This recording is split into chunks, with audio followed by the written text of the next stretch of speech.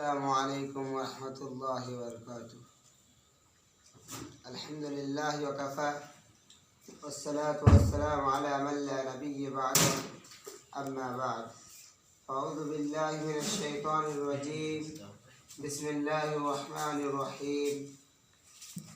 वअतसिमू बिहब्लिल्लाहि जमीअन वला तफ़र्रक़ू। जब वक्त पड़ा था गुलशन पर मुझसे ही लहू का दान लिया।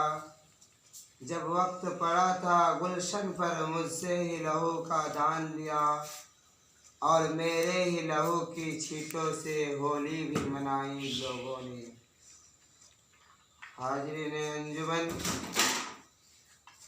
आज मैं आप हज़रात के सामने तारीख़ को लेकर कुछ कहने की कोशिश करूँगा। वमा तौफ़ीक़ी इल्ला बिल्लाह। मोहतरम हज़रात, आज दुनिया के किसी भी कोने में, दुनिया में कहीं पर भी, किसी भी ममालिक के अंदर मुसलमानों के ऊपर जो जुल्म सितम, जुल्म तशद्दुद हो रही है, इसका एक ही मतलब है कि मुसलमान की ईमानी ताकत कमज़ोर हो गया है। यानी मुसलमान कमज़ोर हो गया है। मुसलमान के अंदर ईमानी जज्बात जो था वो छिन गया है।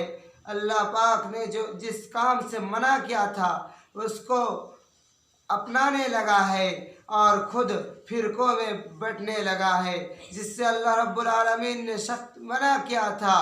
फरमाने इलाही है, वातसिमू बिहब्लिल्लाहि जमीअन वला तफर्रकू।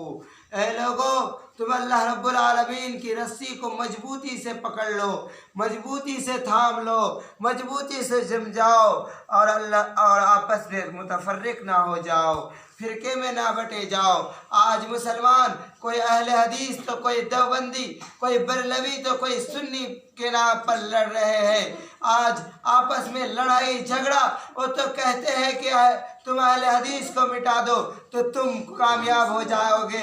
कोई अहले हदीस कहता है कि कोई बरली को मिटा दे तो कामयाब हो जाएगा, लेकिन दुश्मनान इस्लाम इससे फ़ायदा उठा रहा है।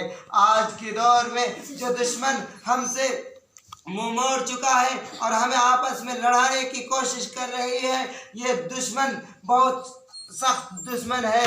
ये लोग हमें ख़त्म कर देने की कोशिश कर रहे हैं। ये मुसलमान को ख़त्म करने की कोशिश करता है। कुरान करीम के ऊपर एतराज़ करके इन मुसलमानों को दुनिया से मिटाने की कोशिश करता है।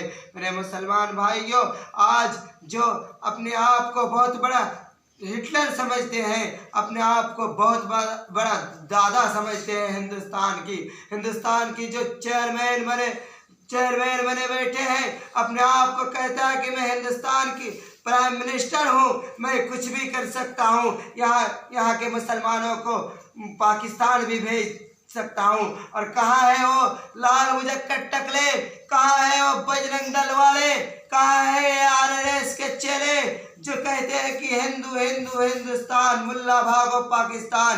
इन मुल्लाओं के किरदार को तुम नहीं जानते, इन मुल्लाओं की अजमत को तुम नहीं जानते।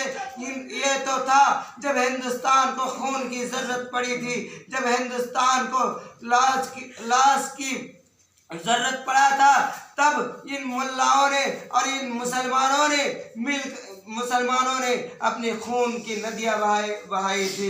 लेकिन आज तुम इसी को हटाने की बात करते हो। आज अपने आप को कहते हो कि I am Hitler, I am titre entire India, मैं हिंदुस्तान की दादा हूँ। भूल जाते हो कि नमरूद को अल्लाह पाक ने पूरी दुनिया की हुकूमत दी थी। तुम अपने आप को बहुत बड़ा कबीले से ताल्लुक़ रखने वाला समझते हो। कोई कबीले के एतबार से कामयाब नहीं हो सकता, कोई तबके के एतबार से कामयाब नहीं हो सकता, कोई पैसे के दौलत के एतबार से कामयाब नहीं हो सकता। अगर कोई दौलत के एतबार से कामयाब होता तो इस दुनिया की सबसे दौलतमंद इंसान कारून कामयाब होता, लेकिन अल्लाह पाक ने उसे जलील कर दी है। अगर कोई हुकूमत की वजह से कामयाब होता तो फिरौन कामयाब होता, लेकिन अल्लाह पाक ने उसे बैन समाई वल अर्द उस पर मुअल्लक कर दी है। अगर कोई हुकूमत की वजह से कामयाब होता तो आज तो तुम हिंदुस्तान की कुर्सियों पर बैठे हो, आज तो तुम हिंदुस्तान की दादा बने बैठे हो। भूल जाते हो कि नमरूद को अल्लाह पाक ने पूरी दुनिया की हुकूमत दी थी। सूरज जिस तरफ से निकलती है, पूरब से लेकर पश्चिम तक, उत्तर से लेकर दक्षिण तक, पूरी दुनिया की हुकूमत अल्लाह पाक ने नमरूद के हाथों पर सौंपा था। लेकिन जब उनका जुल्म बढ़ता गया, उनका तशद्दुद बढ़ता गया, लोगों में कहने लगा अना रब्बुकुमुल आला, मैं इस धरती का सबसे बड़ा रब हूँ, मैं इस धरती का पालनहार हूँ, तो अल्लाह पाक ने उससे दिखाया कि तुम्हारा भूल है, ये तुम गलत सोच रहे हो, तुम्हारे दिमाग में भूसा है। अल्लाह पाक ने उसे एक मच्छर के जरिए से उनकी हलाकत करा दी। और मैं इसीलिए कहना चाहता हूँ, आज की मौजूदा वक्त की दज्जालों से, शैतान की चेलों से, अगर अल्लाह पाक ने वक्ती तौर पर तुम्हें हुकूमत दी है, अल्लाह पाक ने वक्ती तौर पर तुम्हें कुर्सी दी है, तो तुम इनका गलत इस्तेमाल मत करो। हिंदू मुसलमान के बीच अफरा तफरी फैलाने की कोशिश मत करो, वरना एक बात याद रखना, यदा यदा है धर्मशकला निर्भवती भारत अब युद्धानम धर्मस्तता मानम सुज्जमहम। अगर तुमने इस तरह की काम किए, अगर लोगों को आपस में लड़ाने की कोशिश की, हिंदू मुसलमानों के बीच में नफरत की दीवार खड़े करने की कोशिश की, तो ईश्वर खुद इस धरती पर उतर आएगा और तुम्हारा खात्मा करेगा। जैसे कि रावण को मिटाने के लिए श्री कृष्ण जी खुद इस धरती पर उतर आए थे। मैं तुम्हारे ग्रंथों के हवाले से कह रहा हूँ, अगर तुमने इस तरह के काम किए, बेटी बचाओ बेटी पढ़ाओ के नाम पर लोगों जुमलेबाजी किया, तो याद रखना पापिष्ठास्ते परम शांति अमरूपम भयंकरम, पाप करोगे अंजाम भयंकर होगी। इसीलिए मैं कहना चाहता हूँ कि अभी वक्त है, मौका है, सुधर जाओ और अपने आप को कुरान के ऊपर एतराज़ करने से बाज लेकर आओ। और वक्त ज़्यादा नहीं है, इसीलिए मैं यही से अपने तकरीर को ख़त्म करना चाहता हूँ। आखिर में अल्लाह रब्बुल आलमीन से दुआ है कि अल्लाह रब्बुल आलमीन तो हम सब मुसलमानों के इन जालिमों के हाथ से बचाए और इन सब से मुकाबला करने की तौफीक अता फरमाए। आमीन। वाखिर अवाना अल्हम्दुलिल्लाहि रब्बिल आलमीन।